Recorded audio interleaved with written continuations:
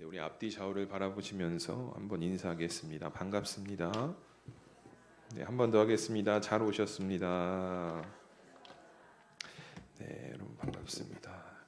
날씨가 무더워지는 것 같습니다. 오늘 여기 오후에 잠깐 요 앞에 지나가는데 할머니 한 분이 쓰러져 계시더라고요. 그래서 후다닥 가가지고 이렇게 세워졌는데 못 일어나시는 거예요. 그래서 여쭤보니까 더워서 길 가다 쓰러지신 것 같아가지고 빨리 가서 음료수 하나, 물 하나 사가지고 드렸는데 금방 또 걸어서 가시더라고요. 다행이다 이제 생각이 들었는데 이게 갑자기 더워지고 습하니까 많이들 좀 힘들어하시는 것 같은데 여러분들도 항상 건강하시게 또 이 여름 잘 나셨으면 좋겠습니다. 오늘 제목은 엉망이어도 괜찮아라는 제목으로 하나님의 말씀을 좀 나눠보려고 합니다. 여러분 카페트 아시죠? 이제 바닥에 까는 카펫 이제 아시죠? 이제 바닥에 깔기도 하고 이제 벽에 거는 용도로서 이제 사용되어지는 천을 이제 우리는 카펫이라고 이렇게 부르는데요. 근데 카펫의 종류 중에 들어보셨을지 모르겠지만 페르시아 카펫이라는 것이 있다고 합니다. 이게 오늘날 이제 이란 지역에서 유래한 아주 유서 깊은 수제 직물 카펫을 의미하는데 단순히 이제 이것이 바닥에 까는 깔개를 넘어서 이 수천 년의 역사, 문화, 예술이 집약된 걸어다니는 예술품으로 이제 많은 이들에게 인기가 있다고 합니다. 그래서 굉장히 고가라고 해요. 그래서 이 최고급으로 인정받는 이유가 무엇인가 봤더니 이 페르시아 카페는 100% 장인의 수 작업으로만 만들 수 있다라고 합니다.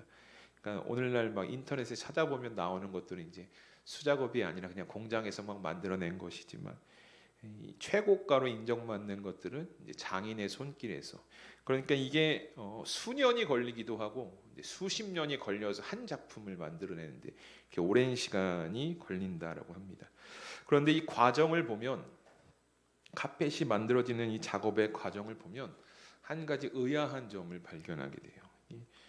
이 과정을 보면 실밥이 온통 막 삐져나와 있고 실이 엉켜 있고 도대체 이게 무엇을 만들려고 하는지 의아할 때가 많다라는 거예요. 그러니까 과정만 보면 이게 무엇을 만들지 모르고 그냥 어디다 그냥 천 내다 버리고 주워와서 놓은 것처럼 그렇게 모양이 있지만 이 카펫을 만드는 장인은요 이것에 대한 완벽한 도안을 머릿속에 가지고 있다라고 합니다. 그래서 실이 막 삐져나오고 엉켜 있어도 하나하나씩 풀어가면서 그 수작업을 해가는 과정을 통해서 엉망진창이었던 그 카펫의 모습이 점차 완성된 그림으로 이제 예술 작품으로 이제 인정되어가는 과정을 보게 되는데, 그러니까 오랜 시간이 걸리는 거예요. 하나하나 수작업을 통해서 엉켜진 거 풀고 삐져나온 거 잡아 빼면서 오랜 시간이 걸쳐서 이 카펫이 만들어지는 과정을 보면서 우리 인생도 참 이와 비슷하지 않나라는 생각을 조금 하게 되었습니다. 작금의 현실을 보면 우리의 인생도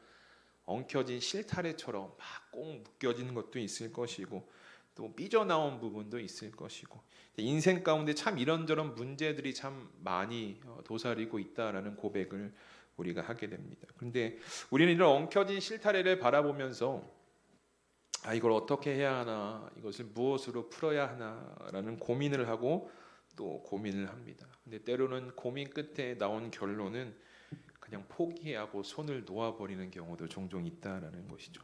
그런데 우리가 이 페르시아 카펫의 제조 과정을 보면 이 장인의 손길이 닿을 때 점차 그림이 완성되어져 간다라는 것을 보는데 우리의 인생도 사실 마찬가지입니다. 이 장인이 도안을 가지고 카펫을 완성해 나가듯이 우리의 인생의 도안도 사실 하나님께서 미리 다 그려 놓으셨다라는 거예요.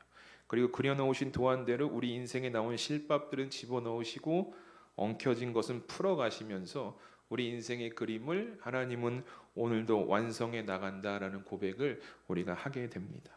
근데 이 과정이 오늘 이제 본문의 말씀에서 내용과 참 잘 어울리게 되는데 우리 사랑하는 수함교회 성도 여러분, 작금에 혹시 여러분들의 현실 속에서 엉켜져 있는 실타래와 같은 문제들, 이리 삐져나오고 저리 삐져나온 것 같은 문제들이 있으시다면 이 시간 우리가 이 말씀을 통해서 이 우리의 엉켜진 실타래를 하나님께서 어떻게 풀어가시고 삐져나온 것들을 어떻게 정리해 나가시는지 이 말씀 속에서 우리가 또 발견하시고 또 그 발견된 하나님을 다시금 믿음으로 고백하면서 붙잡을 수 있는 그 은혜의 시간이 되셨으면 좋겠습니다. 오늘 본문은요 열왕기하 8장의 말씀인데요 1절부터 6절이죠. 그런데 사실 우리가 열왕기서를 쭉 읽다 보면 오늘 본문은 이게 왜 여기 들어와 있지 하는 어떤 의아함을 자아내기도 합니다. 읽어보면 아시겠지만 문맥적으로 아주 어색한 위치에 이 사건이 지금 들어있다라는 거예요. 왜냐하면 오늘 본문의 앞선 말씀은 어떤 내용이 있냐면 북이스라엘과 아람과의 전쟁 내용이 있습니다. 그리고 오늘 이후에 7절 이후에는 이제 엘리사가 아람의 정치에 관여한 이제 국제적인 일들이 앞뒤 사이에 있는데 그 중간에 딱 어떤 내용이 있냐면 이 개인적 사건에 관한 이야기가 오늘 본문에 딱 위치하고 있다라는 거예요. 그래서 이게 시간상으로 기록된 순서는 아니다라는 것을 우리가 쉽게 발견하게 되는데 또 하나의 이유를 찾아보자면 이제 오늘 본문 후반절에 보시면 이 게하시라는 존재가 여러분 등장을 합니다. 이 게하시는 이제 엘리사의 수종이었죠. 사환으로 불리는데 이 게하시의 등장이 사실 문맥적으로 굉장히 어색하다라는 거예요. 왜냐하면 이 5장 27절에 게하시가 마지막으로 등장하거든요. 근데 그때 뭐라고 고백하냐면 우리 이 스크린에 보시면 말씀이 나오는데요. 우리 함께 읽어보도록 하겠습니다. 시작. 그러므로 나아만의 나병이 내게 들어 내 자손에게 미쳐 영원토록 이르리라 하니 게하시가 그 앞에서 물러나오매 나병이 발하여 눈같이 되었더라. 아멘. 이 게하시의 어떻게 보면 마지막 모습이었다는 거예요. 엘리사의 수종이었지만 탐욕 때문에 굉장히 부정적 이미지를 가지고 있고 또 그 탐욕으로 인해서 나병 환자가 되었다라고 성경은 이렇게 이야기를 하거든요. 근데 여러분 우리가 생각해 보면 아시겠지만 이 당시에 나병은 격리가 되어야 되는 거예요. 율법대로 하면 격리되어서 이 날 때까지 이 나병 환자는 공동체 안에 들어올 수 없다라는 것이 율법이었죠. 그런데 오늘 이 게하시는요 나병이 나았다라고 성경은 이야기하고 있지는 어디서도 찾아볼 수 없어요. 그런데 오늘 갑자기 등장하는 거예요. 8장에 와서 그것도 왕 옆에서 마치 귀한 것을 나누는 것처럼 오늘 게하시가 등장하는 것은 어떻게 보면 율법 시대의 이 배경과는 참 어울리지 않는, 그러니까 여기 있어서는 안 될 인물이 있다라는 것을 우리가 보게 되는데, 그래서 많은 학자들이요 이 본문에 오늘 나오는 8장의 이야기가 오늘 시간대로 여기에 들어갈 것이 아니라 어디에 위치한 사건이냐 봤더니 열왕기하 5장 나만 장군 이전에 일어났던 사건일 것이다 라고 이제 많은 학자들이 이렇게 주장을 합니다. 그러니까 나만 장군 사건 이전에, 즉 게하시가 나병을 얻기 전에 일어났던 일로 이제 많은 학자들이 주장을 하는데, 그러면 왜 오늘 본문은요 이 8장에서 엘리사의 이야기, 이 수냄 여인의 이야기를 왜 여기다 넣었을까를 사실 우리가 성경을 읽어보면서 생각할 필요가 있거든요.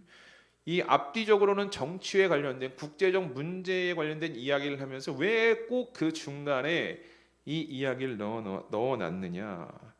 전통적인 성경 해석 방법에 따르면 하나님께서 엘리사를 통한 은혜의 역사를 하나의 그림으로 완성해 나가는 마지막 방점이다라고 이야기합니다. 그러니까 쉽게 말해서 그 시를 보면 수미상관이라고 있죠. 앞과 뒤가 연결되어져서 하나의 시가 완성되어지는 것을 그렇게 얘기를 하는데, 여러분 열왕기하 4장부터 8장은 엘리사의 기적 모음집이에요. 엘리사가 하나님의 능력을 행한 일들이 4장과 8장 사이에 쫙 기록이 되어져 있는데, 근데 여러분 우리가 성경을 보시면 아시겠지만 이 4장에서의 기적의 시작이 뭐냐면 수냄 여인의 아들을 살리는 사건으로 시작이 되어진다는 거예요. 그리고 수냄 여인의 아들을 살린 사건이 시작이고 마지막에 이어서 기적 모음집을 무엇으로 하나님께서 끝내시냐 봤더니 또 수냄 여인을 등장시키시면서 그를 도우심으로 마치 수미상관처럼 처음과 끝이 연결되어지는 하나의 사건으로 지금 이제 보여지기 위해서 하나님께서 이 본문을 이 8장에 배치하셨다라는 것이죠. 그러니까 하나님은요, 우리가 이것을 통해 고백할 수 있는 것은 이 복잡한 세상이잖아요. 세상이 참 복잡하고 얼마나 사람들이 많이 살아갑니까? 그럼에도 불구하고 내가 한번 택하고 은혜를 베푼 자는 내가 끝까지 책임지고 돌본다라는 메시지를 우리가 이 안에서 발견할 수 있게 되는 하나님께서 4장에서 수냄 여인의 아들을 살리셨고 8장에 와서 기적 모음집 마지막에 와서 다시금 수냄 여인의 이름을 언급하는 것은 내가 한번 은혜를 베풀었던 자, 나의 자녀는 내가 끝까지 지키고 보호하고 책임진다라는 의미를 우리가 이 말씀 속에서 발견하게 되는 겁니다. 그래서 여러분 시간의 순서에 상관없이 이 8장에서의 수냄 여인의 이야기는요, 이런 시각으로 보면 우리에게 또 다른 은혜를 누리게 합니다. 하나님께서 처음과 끝을 책임지시는 그 모습이 이 수냄 여인의 이야기만이 아니라 오늘을 사랑하는 우리의 이야기에도 여전히 역사하고 있기 때문입니다. 그래서 우리가 이 말씀을 읽어 나가실 때는요, 하나님이 나를 부르셨고 그냥 부르신 상태에서 그냥 내버려 두시는 것이 아니라 마지막까지 책임져 주실 것이다 라는 은혜 안에서 이 말씀을 고백할 수 있는 우리 수험교회 성도님들이 되시기를 축복합니다. 그러면 다시 오늘 본문으로 와서요, 이제 4장에 등장했던 수냄 여인이 오늘 또 등장을 합니다. 근데 1절에 보면요, 이렇게 성경이 말씀을 하고 있어요. 우리 1절 말씀 다시 한번 함께 읽도록 하겠습니다. 시작. 엘리사가 이전에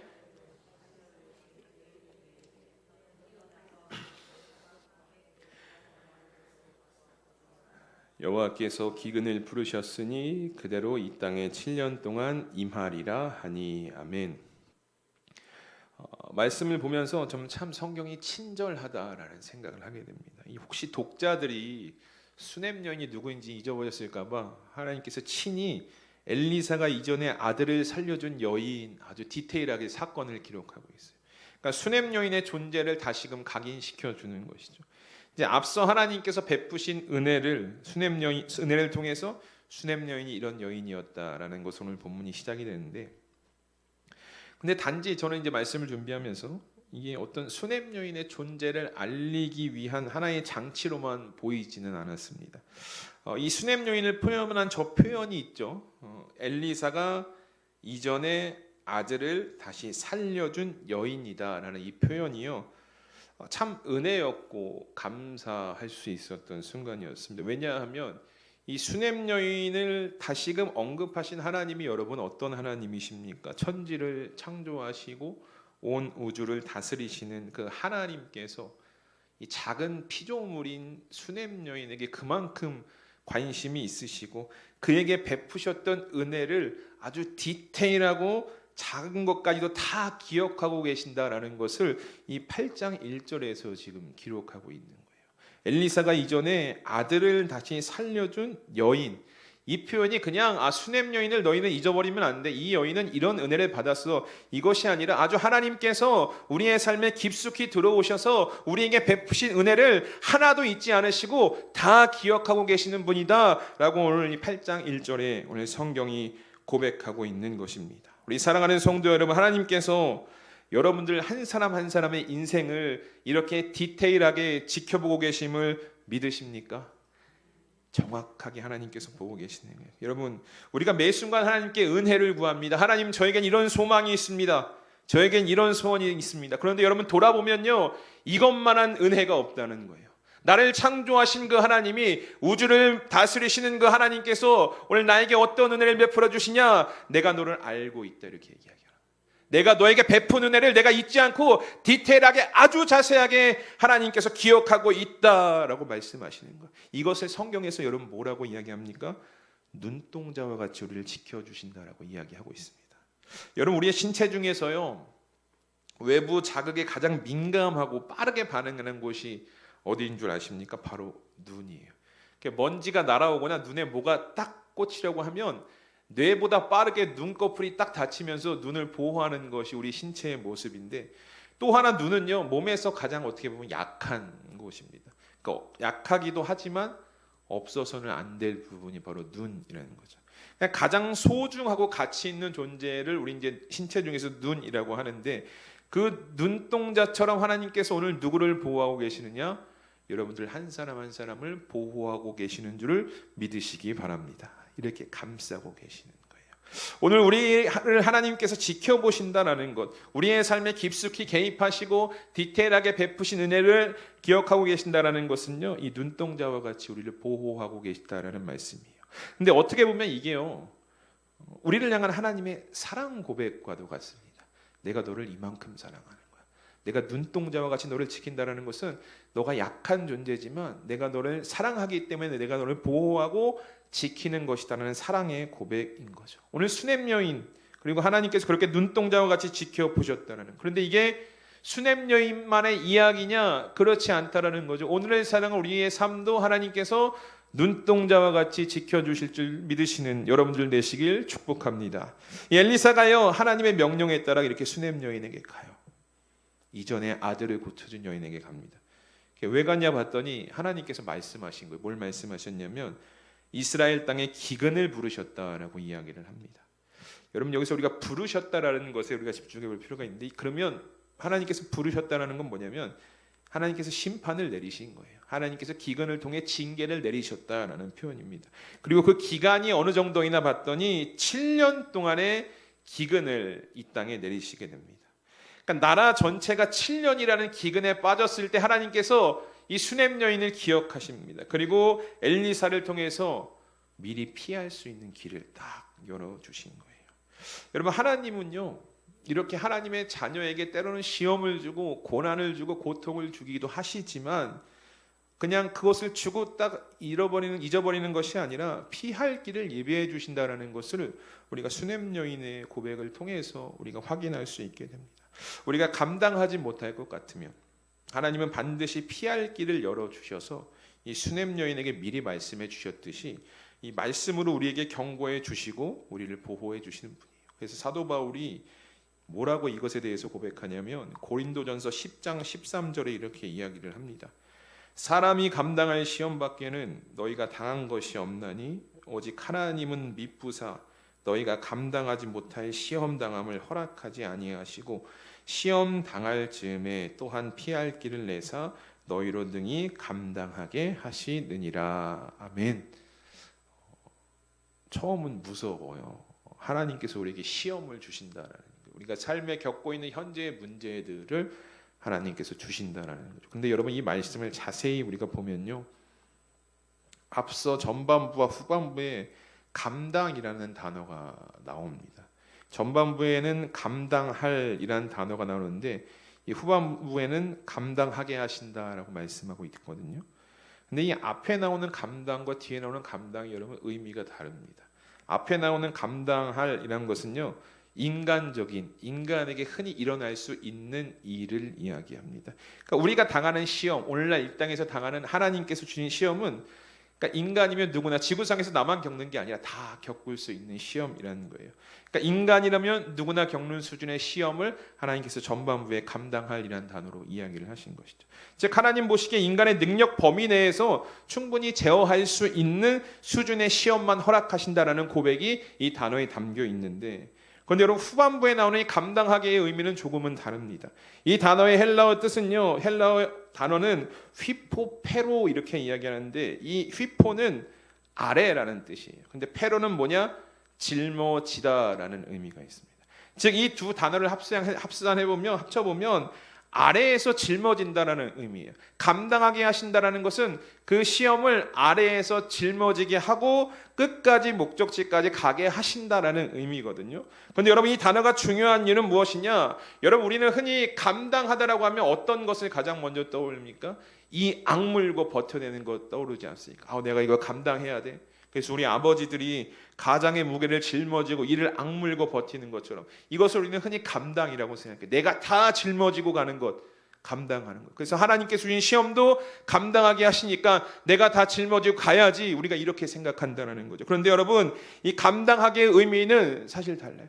아래에서 짊어지는 건 맞습니다. 내가 감당하고 가는 것은 맞습니다. 그런데 내가 감당하고 있을 때, 내가 무거운 것을 짊어지고 있을 때 하나님께서 슬며시 거기에 뭘 더하시냐면 주의 권능의 팔을 더하시는 거예요.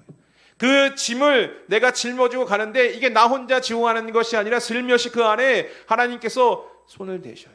이 권능의 손을 대셔서 우리가 무게를 느끼지 못하도록 그렇게 가게 하신다라는. 그래서 성경에 뭐라고 이야기합니까? 사도 바울이 감당하게 하신다라는 거예요. 내가 이 약 물고 버티고 이겨내는 것이 아니라 내가 그 자리로 가면 시험 가운데 들어갔을지라도 하나님께서 나에게 내가 짐을 짊어지고 있을 때 손을 살짝 대셔서 이것을 대신 바쳐서 시험을 통과할 수 있는 은혜를 허락해 주신다라는 의미가 감당하게 한다라는 것입니다. 그러니까 여러분 우리가요 이 의미를 그냥 막 무거운 짐을 내가 혼자 지고 하나님이 시험 주셨으니까 이악 물고 갑니다. 이게 아닌 거예요.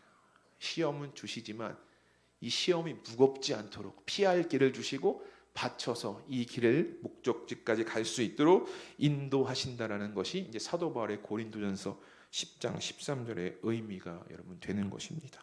우리 사랑하는 수함교회 성도 여러분, 오늘 우리가 현재의 삶에서 겪고 있는 어려움들이 여러분 분명히 있으실 거예요. 뭐 시험과도 같은 일들. 왜냐하면 성경에 말씀하고 있잖아요. 하나님께서 시험을 주신다고.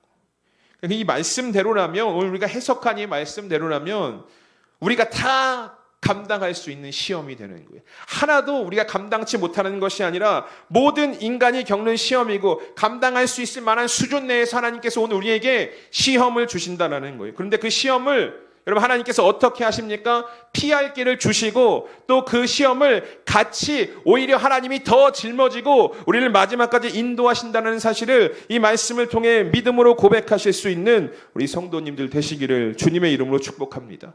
그래서 우리가 이 사실을 믿으면요 걱정, 근심, 염려가 사치라는 거예요. 왜냐하면 내가 이 악물고 가는 게 아니라는 거예요. 내가 오늘 당하는 문제, 내가 오늘 당하는 시험이 내가 이 악물고 아버지가 모든 가정의 짐을 짊어지고 이런 게 아니에요. 하나님께서 딱 바치고 주의 권능의 손이 얼마나 능력이 있으십니까?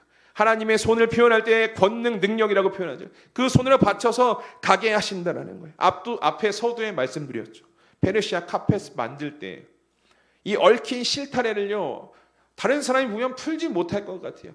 야 저거 어떻게 하냐, 저거 그냥 망하고 버리는 건 아닌가? 근데 장인은 어떻게 해요? 하나하나씩 오래 걸려도 풀어가는 것이 장인이거든요. 그럼 우리 인생에 얽힌 이 시험과도 같은 문제들 하나님께서 그렇게 하고 가신다는 것, 이것을 사도 바울은 감당하게 하신다라고 고백하고 있는 것입니다. 그러니까요 작금에 나에게 찾아온 고난, 어려움에 대해서 걱정, 근심, 염려로 우리가 반응하지 말고 전적으로 어떻게 해야 되느냐, 하나님께서 감당하게 하신다고 하셨으니까 그러니까 하나님께 맡기고 하나님의 일하심을 기대하는 것이 올바른 성도의 자세인 것입니다. 물론 여러분 맡기라고 했으니까 하나님께서 권능의 손으로 이렇게 대고 가신다고 하셨으니까 아무것도 안 하면 안 되겠죠. 이 하나님께서 감당하게 하신다는 이 의미는요 하나님의 영역 안에서 할 수 있는 건 하나님께 다 맡기고 내가 할 수 있는 건 내가 해야 된다는 거예요. 그러면 우리가 할 수 있는 영역이 무엇입니까? 우리가 오늘 내 눈앞에 놓인 시험, 얽힌 실타래, 삐져나온 것들 우리가 할 수 있는 것이 무엇입니까? 빌립보서 4장 6절에 이렇게 이야기를 합니다. 우리 스크린 보시고요 함께 말씀 읽어보도록 하겠습니다. 시작.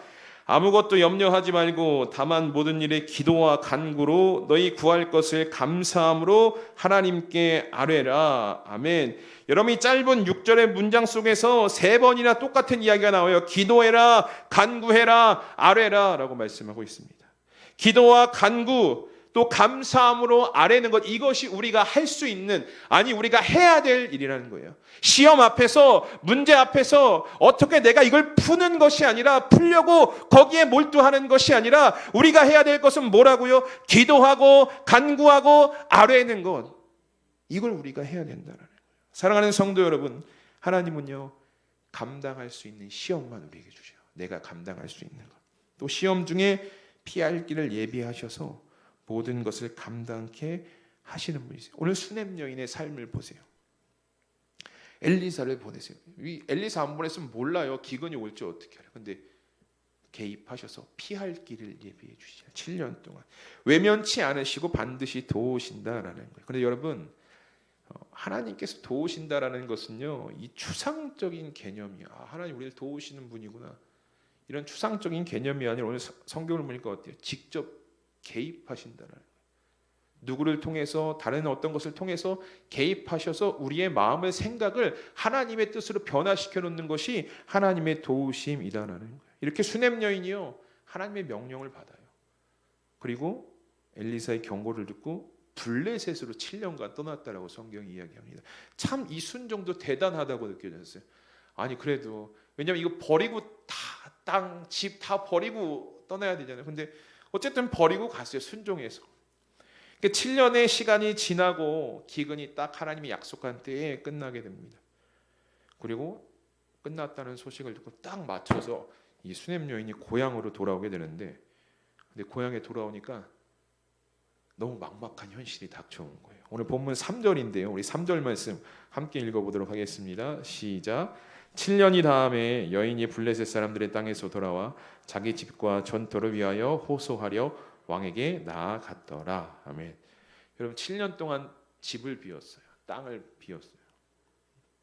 돌아왔는데 와보니까 누가 살고 있는 거예요. 거기 집과 땅에서 농사짓고 마치 자기가 주인인 것처럼 그렇게 살고 있는 모습을 목격하게 된 거죠. 그러니까 어떻게 보면 하루아침에 전 재산 다 잃게 되었다라고 성경이 이야기하고 있는 것입니다. 그러니까는 길거리에 나앉게 되는 상황만 지금 마주하게 된 거예요. 하나님께서 도우셨다라고 생각이 들거든요. 하나님께서 역사하시고 피할 길을 주셨다라고 이야기하는데 막상 와보니까 현실이 그렇지 않은 거예요. 의아하지 않습니까? 하나님께서 도우시는데, 그래서 블레셋에 7년 동안 피했었는데 남은 것이 뭔가 돌아봤더니 길거리에 나앉은 상황밖에 안 나는 거예요. 여러분, 이게 하나님께서 도우셨다라고 우리가 고백할 수 있겠습니까? 그런데 이 세상의 시각으로 보면요, 이건 실패한 거예요. 거봐, 땅 버리고 집 버리더니 이 손가락질 당할 일이거든요. 근데 여기서 중요한 것은 하나님의 도우심의 손길은 여기까지가 아니었다라고 성경이 말씀하고 있다는 거예요. 우리는 여기서 여전히 하나님께서 이 여인을 돕고 계신다라는 것을 고백하게 되는데, 이 4절과 6절 보면요, 본문 이렇게 말씀합니다. 그때 왕이 하나님의 사람의 사원 게하시와 서로 말하여 이르되 너는 엘리사가 행한 모든 큰 일을 내게 설명하라 하니, 게하시가 곧 엘리사가 죽은 자를 다시 살린 일을 왕에게 이야기할 때에 그 다시 살린 아이의 어머니가 자기 집과 전토를 위하여 왕에게 호소하는지라. 게하시가 이르되 내 주 왕이여, 이는 그 여인이요 저는 그의 아들이니 곧 엘리사가 다시 살린 자니이다 하니라. 왕이 그 여인에게 물으매 여인이 설명한지라. 왕이 그를 위하여 한 관리를 임명하여 이르되 이 여인에게 속한 모든 것과 이 땅에서 떠날 때부터 이제까지 그의 밭의 소출을 다 돌려주라 하였더라. 아멘. 모든 것을 잃은 여인이 여러분 할 수 있는 것이 무엇이 있겠습니까? 왕에게 찾아가는 것밖에 없어요. 왕은 이 당시 재판관이니까. 근데 소유권을 찾기 위해서 왕에게 찾아갑니다. 아마 큰 기대는 하지 않았을 것 같아요. 왜냐하면 7년 동안 자리를 비웠었기 때문에. 그런데 우리는 여기서 이 하나님의 완벽한, 어떻게 보면 가장 완벽한 이 타이밍을 발견하게 되는데, 이 여인이 소유권을 찾아서 왕을 찾아갔을 때 왕 옆에 누가 있었냐라고 성경이 이야기하냐면 하나님의 사람의 사환 게하시가 있었다, 이렇게 성경이 말씀을 합니다. 엘리사의 수종, 그 5장 27절에 욕심 때문에 나병이 들었던 그 수종 게하시인데요. 여인이 소유권을 위해 왕을 찾아왔을 때 한치의 오차가 없었다는 거예요. 딱 그 순간 게하시를 하나님께서 왕에게 보내서 이 엘리사가 행한 일들을 이 게하시를 통해 왕에게 알려주고 있었다라는 거죠. 그리고 5절을 다시 보시면 게하시가 왕에게 어떤 이야기를 하냐면 엘리사가 죽은 자를 다시 살린 일을 왕에게 이야기했다. 그때 수넴 여인이 왕을 찾아왔다라고 이야기하거든요. 그러니까 누구의 이야기를 하고 있었을 때 이 여인이 찾아온 거예요?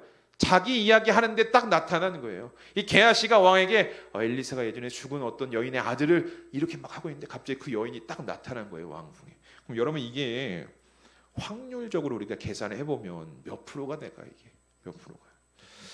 얼마 전에 월드컵 경기가 끝났죠. 저희는 끝났는데 3차전까지 경기가 딱 끝나고 나서 조 3위가 딱 저희가 확정이 되고 뉴스에 뭐가 도배됐냐면 경우의 수가 도배가 됐어요. 어떻게 하면 32강에 갈 수 있을까? 그래서 9가지 경우의 수를 딱 제시를 하도 끝나자마자 참 사람들 똑똑하다라는 것을 그때 다시 확인하게 되는데 9개의 경우의 수를 딱 주더라고요. 그러면서 뭐라고 밑에 써놨냐면 32강에 갈 수 있는 확률이 93%인가 이렇게 되는 걸로 제가 기억을 하니까 웬만하면 간다라는 거예요. 우리 경기가 딱 끝나고 뒤에 9개 경우의 수 중에 3개만 맞으면 이제 갈 수 있으니까. 근데 하루가 지났어요. 갑자기 60몇 프로로 뚝 떨어진 거예요. 갈 수 있는 확률. 그 또 하루가 지났어요. 35, 이 이틀이 지날 동안 6개의 경우의 수 중에 하나도 말도 안 되는 일들이 계속 일어나는 거예요. 결국 어떻게 됐냐? 못 갔죠. 이 확률이 제로에 수렴했다라는 것을 우리가 최근에 경험하게 됐는데, 그럼 오늘 본문의 경우도요, 사실 확률로 계산하면 거의 제로거든요. 왜냐하면 왕이 게하시를 왕궁으로 부를 확률이 얼마나 됐으며, 고향을 떠났던 여인이 다시 고향으로 돌아올 수 있는 확률이 또 얼마나 되고, 그 여인의 집에 돌아왔는데 누가 살고 있을 확률은 또 얼마나 되고요.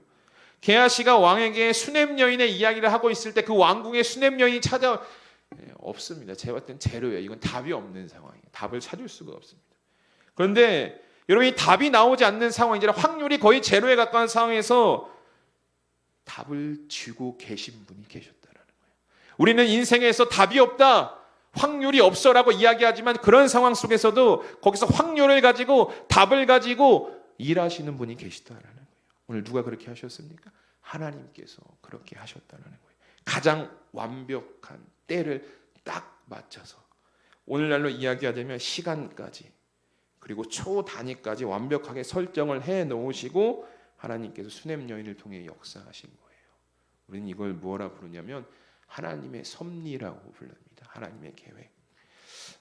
사랑하는 수험교회 성도는, 우리가 보기에는요, 위에서 제가 말씀드렸듯이 하나님이 우리를 보호하시고 눈동자와 같이 지켜주신다고 하는데, 사실 그렇게 느끼지 못할 때가 많이 있거든요. 하나님이 나를 보호하시고 디테일하게 보시는 것 같은데도 왜 삶이 이럴까 하는 순간이 매번 느껴집니다. 기도해도 응답이 더딘 것 같고, 내 인생은 그냥 마냥 늦어지기만 하고 자꾸 실타래가 엉키는 것만 같은 상황들. 근데 그런 마음이 결국 우리를 어떻게 만드냐면요, 기도하지 못하게 만들고 낙심하게 만들고, 그래서 세상의 방법을 찾게 만든다라는 거예요. 근데 여러분, 세상의 방법은요, 제가 100%로 말씀드릴 수 있지만 하나님처럼 일하지 못합니다. 세상의 방법은요, 하나님처럼 우리의 삶의 역사에서 우리의 삶을 변화시키지 못한다는 거예요.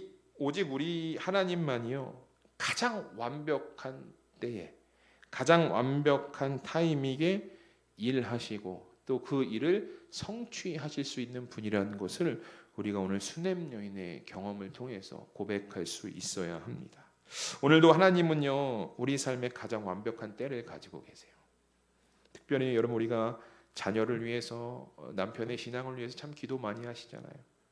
근데 중요한 것은 그 타이밍은 우리가 아무리 노력한다고 해서 앞당겨지지가 않는다는 거예요. 하나님의 섭리 아래에서 이루어지기 있기 때문에. 그러나 분명한 것은 하나님께서 역사하시고 일하실 때가 있다는 거죠. 우리 자녀들을 향해서, 또 우리 사랑하는 가족들을 향해서. 그러면 우리에게 무엇이 필요할까요? 그 하나님의 때를 나는 알지 못하지만 하나님께서 반드시 역사하신다라는 것을 믿고 확신한다면 우리에게 필요한 것은 다른 게 아니라 인내가 여러분 필요합니다. 그래서 이 야고보서 5장 7절과 8절에 보면요, 이렇게 고백을 합니다. 우리 함께 읽어보실까요? 시작. 그러므로 형제들아, 주께서 강림하시기까지 길이 참으라. 보라, 농부가 땅에서 나는 귀한 열매를 바라고 길이 참아 이른 비와 늦은 비를 기다리나니 너희도 길이 참고 마음을 굳건하게 하라. 주의 강림이 가까우니라. 아멘. 이 야고보서의 고백을 보면 농부가 열매를 바라며 이른 비와 늦은 비를 주시는 하나님의 타이밍을 어떻게 하냐 봤더니 참고 있다라고 성경이 비유하고 있습니다. 마음을 굳건하게 하고 하나님의 때를 기다리는 거죠. 이것이 오늘날 성도로 살아가는 우리의 자세가 되어야 할 줄 믿으시기 바랍니다. 조금은 늦어 보일 수 있어요. 남편이 너무나 예수를 안 믿어요. 자녀가 기도해도 답이 없어요. 계속 그런 것 같아요. 그렇다고 세상의 방법 소용없을 것 같아요. 근데 우리가 해야 될 건 무엇이냐면 하나님은 언제든지 그 때를 가지고 계시다는 믿음을 여러분은 잃지 않으셔야 돼요. 그리고 기도하시면서 인내하신다면 오늘 수냄 여인의 삶에 하나님께서 가장 완벽한 타이밍에 역사하신 것 여러분 우리가 함께 나누셨잖아요. 이게 수냄 여인에게만 일어나라는 법은 없거든요.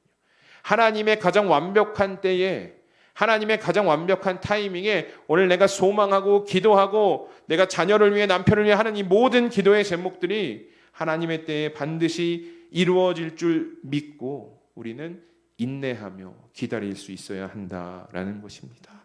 말씀을 정리합니다. 하나님은 오늘 열왕기하 8장에서요 수넴 여인의 이야기를 다시 언급하셔요. 4장에서 시작했던 그 기적의 시작을 8장에 와서 수넴 여인의 이야기로 마무리하고 있습니다. 이것은 하나님께서 택하신 자녀의 삶을 외면하지 않으신다라는 거예요. 하나님께서 택하신 자녀의 삶을 외면하지 않으시고 한 번 도와주시고 끝낸다라는 게 아니에요. 도와주시고 어떻게 도와주셨나까지 다 기억하고 계셨다가 또 여전히 매일같이 일하고 계신다는 것을 우리가 오늘 성경을 통해 고백하게 됩니다. 그럼 여러분, 오늘 하나님께 저와 여러분들은 어떤 존재입니까? 마태복음 7장 11절에 이렇게 이야기하죠. 너희가 악한 자라도 좋은 것으로 자식에게 줄 알거든 하물며 하늘에 계신 너희 아버지께서 구하는 자에게 좋은 것으로 주시지 않겠느냐. 아멘. 여러분, 여기서 뭐라고 표현하고 있냐면 우리를 향해서 너희 아버지를 하나님으로 표현하고 있습니다. 그럼 우리는 하나님의 자녀가 되는 거죠. 하나님의 자녀인 우리의 삶을 하나님께서 도우시지 않겠습니까? 하나님께서 지키고 보호하시지 않겠습니까? 한 번 도왔으니까 이제 끝이야, 이렇게 하지 않으신다라는 거예요. 우리를 하나님의 자녀로 부르신 그 순간부터 이 삶이 다하는 그 마지막 때까지 하나님께서 우리를 지키시고 보호하시고 인도하신다라는 사실을 우리가 오늘 말씀을 통해서 고백하실 수 있어야 되는 거예요. 근데 우리는 자금의 문제만 바라보면서, 엉킨 실타래만 바라보면서 이걸 어떻게 풀어야 될까? 이걸 어떻게 해결해야 될까? 스스로 고민한다고 여러분 해결이 됩니까? 해결이 안 된다는 거예요. 오늘 성경이 우리가 말씀하고 있는 것은 뭐냐? 하나님의 때를 기다리면서 기도하고 인내하라라고 오늘 성경이 말씀합니다. 장인이 이 페르시아 카펫을 만들기 위해서 엉킨 실타래 하나하나 얼마나 오래 걸리겠어요? 카펫 하나 만드는데 실타래 하나하나 가지고 싸움하고 있는데 우리의 인생이 그와 같다라는 거예요. 꼬일 수 있어요. 실이 잘못 들어갈 수도 있고요. 하나님께서 시험을 주신다라고 하셨습니다. 그러나 우리에게 하나님께서 꼬여졌다고 우리에게 풀라고 하지 않으세요. 너가 잘못했으니까 너가 해결해, 이렇게 하지 않으신다라는 거예요. 수넴 여인을 도우셨던 것처럼 마지막 날까지 하나님께서 우리를 도우셔서 우리의 삶을 완성시킨다라는 사실을 오늘 말씀을 통해서 고백하실 수 있는 여러분들이 되시기를 주님의 이름으로 축복합니다. 그러니까요, 오늘 내가 처한 현실에 낙심하지 마시고 염려가 기도로 바뀌고 소망 중에 믿음으로 인내하시면서 주가 일하시는 역사를 매일의 삶 속에서 경험하실 수 있는 우리 성도님들이 되시기를 주님의 이름으로 축복합니다. 우리 말씀을 기억하면서 이 시간 함께 기도하도록 하겠습니다. 오늘 말씀을 통해 먼저 우리는 우리의 삶의 현재의 자리를 돌아보게 됩니다. 여전히 엉켜있고 어디서부터 손을 대야 할지 모르는 상황 속에 서 있지는 않으십니까? 여전히 풀리지 않은 문제를 바라보며 낙심하고 계시지는 않으십니까? 그러나 오늘 말씀은 우리에게 낙심하지 말라라고 아주 강력하게 권면을 합니다. 왜냐? 우리 하나님께서 우리 인생의 도안을 가지고 계시고 지금도 그 엉켜져 있는 실타래를 하나씩 하나씩 풀어가고 계시기 때문입니다. 우리가 이 시간 함께 기도하기 원하는 것은 먼저는 우리 삶에 역사하시고 일하시는 그 하나님의 주권을 인정할 수 있는 믿음을 이 시간 더하여 주시옵소서. 그리고 매 순간 하나님의 일하심을 기대하며 기도하는 성도가 되게 하시고 모든 것을 성취하실 그 하나님의 가장 완벽한 때를 인내하며 기다리는 성도로 살아가게 하여 주시옵소서라고 오늘 말씀을 기억하면서 우리 이 시간 합심해서 함께 기도하며 나아가도록 하겠습니다. 다 함께 기도합니다. 하나님 감사합니다. 오늘도 우리를 이 예배의 자리로 불러주시고 함께 말씀 앞에 설 수 있는 은혜를 허락하여 주신 것 주님 감사를 드립니다. 오늘 말씀 속에서 수넴 여인을 향한 그 하나님의 사랑과 그를 보호하시겠다는 그 하나님의 마음을 발견하게 됩니다. 한번 그에게 은혜를 주셨다라고 그를 도우셨 부르셨다라고 끝나는 것이 아니라 시작부터 마지막까지 책임지시고 인도하시고 보호하시는 그 하나님의 손길을 우리가 오늘 말씀 속에서 깨닫고 발견하게 됩니다. 그런데 하나님, 오늘 우리의 삶에도 하나님은 여전히 그렇게 일하고 계셨음을 우리가 믿음으로 고백합니다. 우리의 시작부터 마지막까지 책임지시고 인도하시고 보호하실 것을 우리가 이 시간 믿음으로 고백합니다. 그러나 때로는 우리는 하나님의 일하심을 발견하지 못하고 내 앞에 엉킨 실타래만을 바라보면서 이 문제를 가지고, 이 시험을 가지고 내가 어떻게 해야 될까 고민하고 낙심하고 있지는 않았는지, 하나님 오늘 우리의 삶의 현실을 이 시간 다시금 돌아보게 하여 주시옵시고, 오늘 우리의 삶이 내가 일하고 내가 풀어가고 내가 해결하는 것이 아니라 하나님께서 감당케 하실 것을 믿는 믿음 안에서 세워질 수 있는 삶이 될 수 있도록 하나님 역사하여 주시옵소서. 먼저는 우리의 삶에 이 하나님의 주권을 인정할 수 있는 믿음이 있기를 소망합니다. 이 하나님의 주권을 인정할 때에 우리의 염려가 기도로 바뀌고 소망 중에 인내하는 믿음의 고백이 나올 수 있도록 주님 역사하여 주셔서 이 모든 것을 성취하실 그 하나님의 때를 믿음으로 바라며 기도하는 성도로 살아가게 하여 주시옵소서. 우리 삶의 모든 문제가 하나님 앞에 아무것도 아님을, 하나님 앞에 문제가 아님을 이 시간 고백하게 하시고, 오늘도 나를 위해 일하실 주님을 믿음으로 붙잡을 수 있는 삶이 될 수 있도록 주님 역사하여 주시옵소서.